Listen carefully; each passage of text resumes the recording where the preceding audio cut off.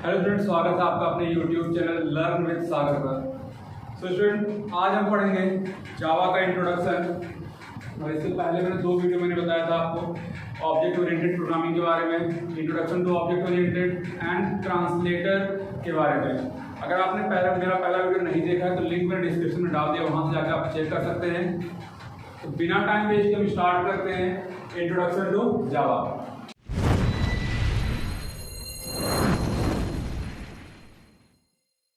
जावा की बात करें तो जावा जो हमारा इमेजिन किया गया था वो 1991 में इमेजिन किया गया था, या फिर कहते हैं इनिशिएट किया गया था with the name of oak. यानी कि जावा का जो फर्स्ट नेम था वो क्या था? ओक था। तो 1995 में इसको डेवलप किया गया और उसका नाम रखा गया जावा। तो यहाँ पे बहुत ज्यादा कंफ्यूजन होता है बच्चों को कि एग्जाम में अगर आता है तो वहां पे क्या लिखें, डेट में क्या लिखे, 1991 या फिर 1995। तो अगर आपसे एग्जाम में पूछा जाता है कि जावा डेवलप कब किया गया था, तो ये हमारा 1995 में डेवलप हुआ था, लेकिन इनिशिएट 1991 में हुआ था। देन अगर हम बात करें तो जावा जेम्स गॉसलिंग ने डेवलप किया था, यानी कि डेवलपर ऑफ जावा, या फिर हम कहते हैं फादर ऑफ जावा कौन है? James Gosling.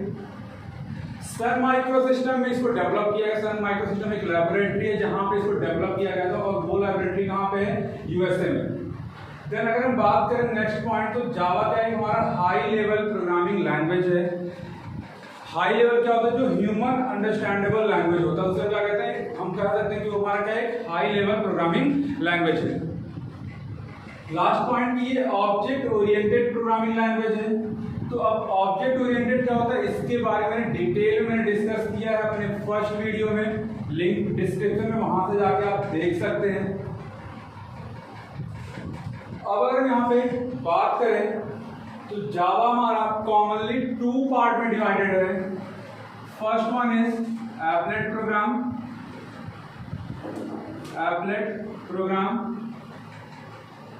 Second one is application programme.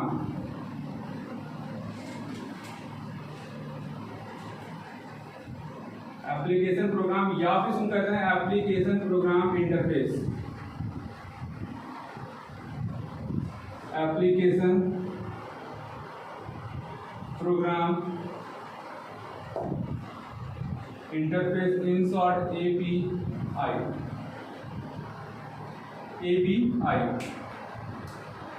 अब फर्स्ट हमारा क्या है? Applet program. तो एप्लेट प्रोग्राम होता क्या है? तो ये एक लिटिल एप्लीकेशन है। एप्लेट प्रोग्राम एक लिटिल एप्लीकेशन जिसकी हम हेल्प से हम जावा अपने वेब पेज को इनहेंस करते हैं, छोटे छोटे स्मॉल एंड इंटरैक्टिव कंपोनेंट को ऐड करके। तो ये हमारा बेसिकली हमारा वेब पेज पे यूज किया जाता है। जब आप वेबसाइट डिजाइनिंग करते हो वहां पे यूज किया जाता है। वेबसाइट को ज्यादा इनहेंस, ज्यादा अट्रैक्टिव बनाने के लिए हम स्मॉल कंपोनेंट्स का यूज करते हैं with the help of Java applet, जहां पे हम प्रोग्राम जावा लैंग्वेज में लिखते हैं। तो second one is application programme and application program interface. अगर हम इसकी बात करें तो ये हमारा प्री रिटन क्लासेस इंटरफेस का ये क्या है? कलेक्शन है। और इस प्रोग्राम को रन करने के लिए हमें किसी भी ब्राउजर की रिक्वायरमेंट नहीं पड़ती। लेकिन अगर हमें एप्लेट प्रोग्राम को रन करना है देन हमें यहाँ पे ब्राउजर की रिक्वायरमेंट पड़ेगी, क्योंकि ये प्रोग्राम हम यूज करते हैं वेब पेज को क्रिएट करने के लिए, वेब पेज को अट्रैक्टिव बनाने के लिए। तो यहाँ पे हमें वेब ब्राउजर की रिक्वायरमेंट पड़ती है, बट एप्लीकेशन प्रोग्राम में वेब ब्राउजर की रिक्वायरमेंट नहीं पड़ती। तो जो हमारा नेक्स्ट टॉपिक है वो हमारा कंपाइलेशन प्रोसेस। हमारा कंपाइलेशन प्रोसेस ऑफ जावा। तो अगर हम कंपाइलेशन प्रोसेस, अगर हम इन शॉर्ट बात करें तो जो हमारा जावा कोड होता है, जावा कोड वो कंपाइल होता है with the help of Java C compiler. तो ये हमारा क्या है? कंपाइलर जावा सी, जावा का कंपाइलर है। और जावा कंपाइलर जो है वो जावा कोड को कन्वर्ट करता है बाइट कोड में, कन्वर्ट करता है इसको बाइट कोड में। एंड देन हम यहाँ पे यूज करते हैं इंटरप्रेटर। हम यूज करते हैं यहाँ पे इंटरप्रेटर, और इंटरप्रेटर इस बाइट कोड को कन्वर्ट करता है मशीन कोड में। तो कन्वर्ट करता है मशीन कोड। तो ये शॉर्ट कंपाइलेशन प्रोसेस है। लेकिन अगर हम कंप्लीट कंपाइलेशन प्रोसेस की बात करें, हम कंप्लीट प्रोसेस की अगर हम बात करें, कंप्लीट प्रोसेस, तो ये हमारा क्या है, जावा कोड। जावा कोड जिसे हम सोर्स कोड भी कहते हैं, सोर्स कोड भी कहते हैं।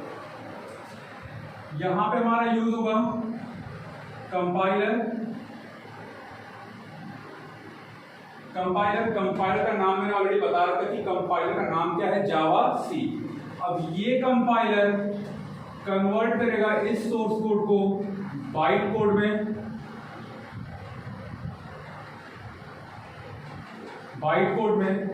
देन अब यहां पे हमारा आता है, अब ये byte code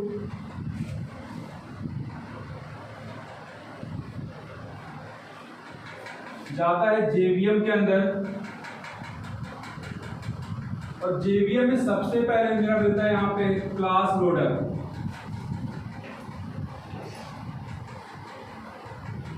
class loader, then byte code verifier,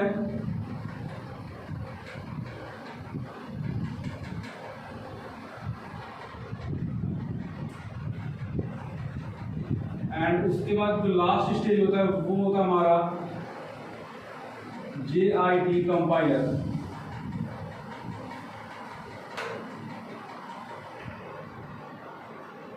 JIT compiler, और JIT कंपाइलर क्या करता है, इसको मशीन कोड में कन्वर्ट करता है। यानी कि ये हमारा लास्ट स्टेज है जहां से हमारा जावा कोड किसमें कन्वर्ट होता है, मशीन कोड में। Machine code in the form of 0 1 1 like this, इस फॉर्म में आपका जावा कोड कन्वर्ट होता है। जस्ट ये एक एग्जांपल है। तो अगर मैं यहां से देखते जावा कोड या फिर सोर्स कोड, तो सोर्स कोड वो होता है जिसको आपका प्रोग्रामर लिखता है। जैसे मान लीजिए कि अगर हम यहाँ पे एक सिंपल प्रोग्रामर लिखते हैं, यहाँ पे क्लास टेस्ट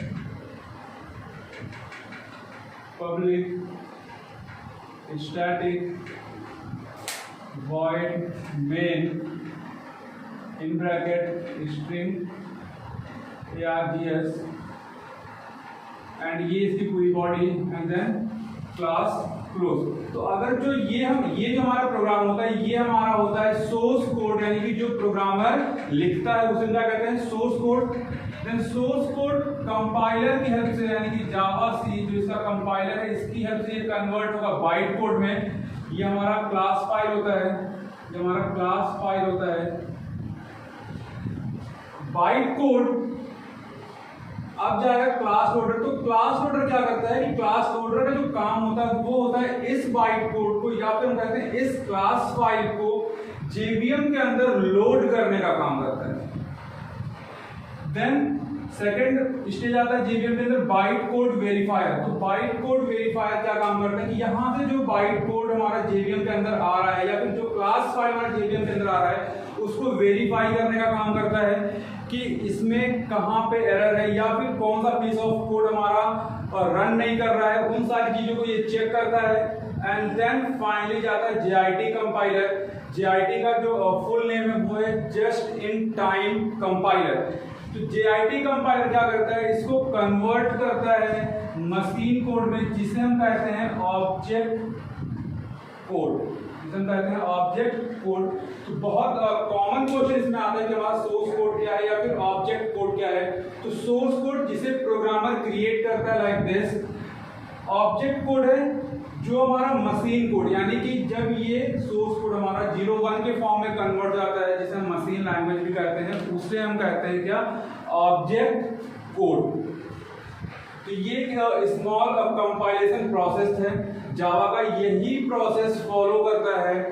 जावा अपने प्रोग्राम को कंपाइल करने के लिए, या फिर कहते हैं कि कंपाइलर इंटरप्रेशन यहाँ पे दोनों यूज होता है, जहां से हमें क्या मिलता है, इसका रिजल्ट मिलता है। Feature of Java. अगर हम फीचर ऑफ जावा में अगर हम फर्स्ट फीचर की बात करें तो जावा हमारा कंपाइलर और इंटरप्रेटर दोनों ही यूज करता है। तो हम देख सकते हैं it use compiler and interpreter both. अगर कंपाइलर और इंटरप्रेटर की अगर हम बात करें तो मैंने पहले वीडियो में समझा रखा है। यहाँ पे कंपाइलर क्या करता है कि पूरे प्रोग्राम को एक ही बार में कन्वर्ट कर देता है। इंटरप्रेटर क्या करता है, इंटरप्रेटर क्या करता है कि ये लाइन बाय लाइन कन्वर्ट करता है प्रोग्राम को। सेकंड अगर हम पॉइंट की बात करें तो ये हमारा होता है प्लेटफॉर्म इंडिपेंडेंट। Platform independent. अब ये प्लेटफॉर्म इंडिपेंडेंट क्या है कि इस जावा प्रोग्राम को हम किसी भी मशीन पर रन करा सकते हैं। हमें अपने जावा कोड में कोई भी चेंजेस करने की रिक्वायरमेंट नहीं पड़ेगी। हमारे जावा कोड पे कोई भी इफेक्ट नहीं पड़ेगा। तो हम किसी भी ऑपरेटिंग सिस्टम किसी भी मशीन पे इसको हम रन करा सकते हैं। थर्ड पॉइंट कि ये हमारा केस सेंसिटिव लैंग्वेज है।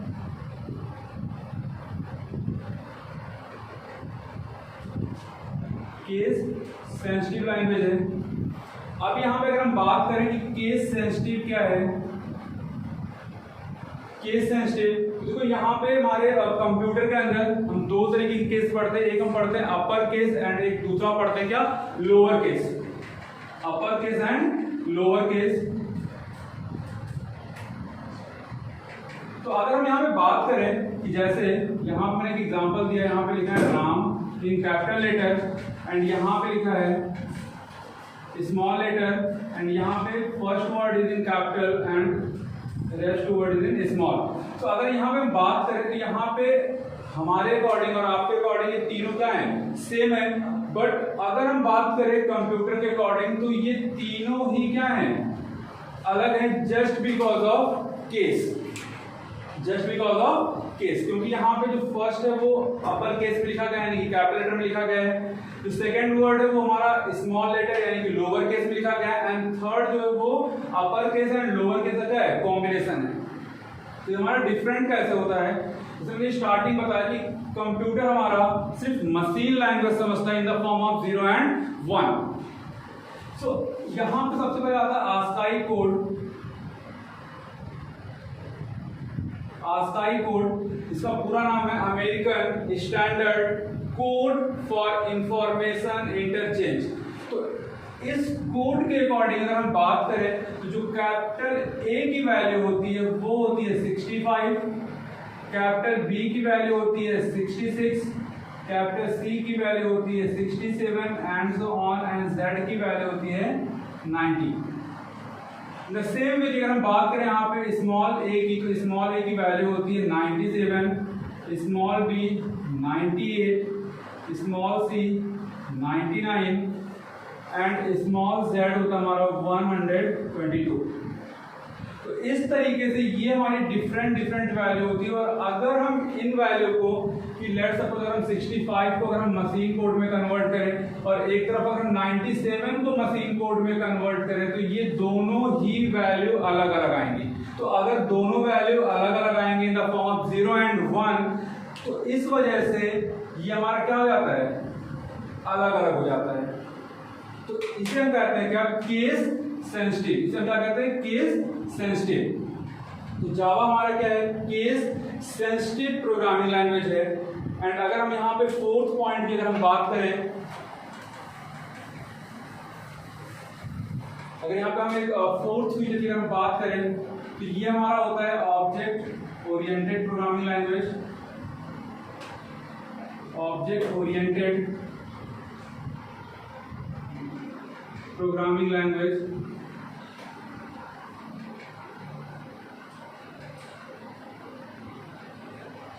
अब ये ऑब्जेक्ट ओरिएंटेड प्रोग्रामिंग लैंग्वेज का डिटेल्स आपको फर्स्ट वीडियो में मिल जाएगा, बट यहाँ पे मैं आपको शॉर्ट बता दे रहा हूँ कि ऑब्जेक्ट ओरिएंटेड है क्या। ये एक प्रोग्रामिंग पैराडाइम से या कह सकते हैं कि ये एक वे है किसी प्रोग्राम को सॉल्व करने का। यहाँ पे हम ऑब्जेक्ट ओरिएंटेड के 4 प्रिंसिपल का यूज करते हैं और उसी प्रिंसिपल का यूज करके हम जावा के प्रोग्राम को सॉल्व करते हैं। और 4 प्रिंसिपल कौन कौन से हैं? डेटा एब्स्ट्रैक्शन,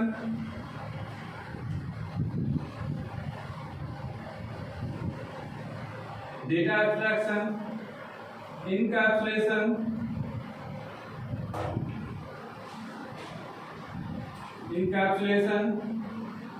इनहेरिटेंस,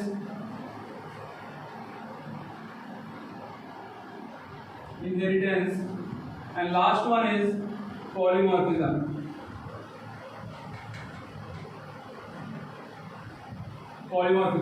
तो ये 4 प्रिंसिपल का यूज करके हम जावा प्रोग्राम को सॉल्व करते हैं। तो एक अब ये ब्रीफ इंट्रोडक्शन था अबाउट जावा।